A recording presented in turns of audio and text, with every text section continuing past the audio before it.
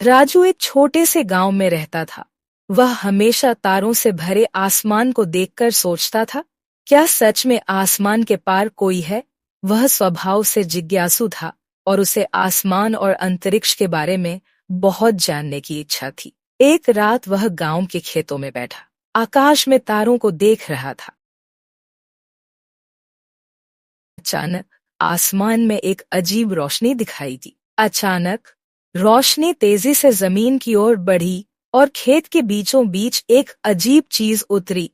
राजू ने देखा कि वह एक उड़न तश्तरी थी। उसके दरवाजे से एक छोटे आकार का हरे रंग का एलियन बाहर आया।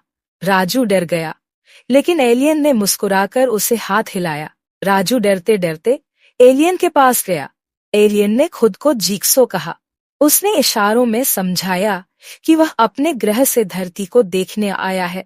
जिक्सो ने राजू से कहा कि उसे इंसानों के बारे में जानना है। राजू को थोड़ी देर बाद एहसास हुआ कि जिक्सो खतरनाक नहीं, बल्कि दोस्ताना है। राजू और जिक्सो अच्छे दोस्त बन गए। जिक्सो ने उसे अपने ग्रह की तस्वीरें दिखाईं और कुछ अद्भुत उपकरण दिए।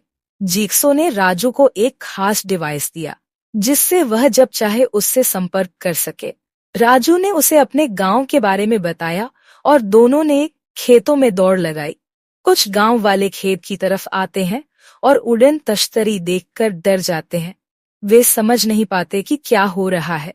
राजू दौड़कर गांव वालों को बताता है कि जिक्सो खतरनाक नहीं है, लेकिन गांव वाले डर के मारे एलियन से दूर रहने को कहते हैं। जिक्सो ने समझा कि उसकी वजह से गांव वाले डर रहे हैं, इसलिए वह वापस अपने ग्रह लौटने का फैसला करता है। राजू दुखी हो जाता है, लेकिन जिक्सो उसे वादा करता है कि वह वापस आएगा। जिक्सो अपनी उड़न तश्तरी में बैठता है और धीरे धीरे आसमान में गायब हो जाता है।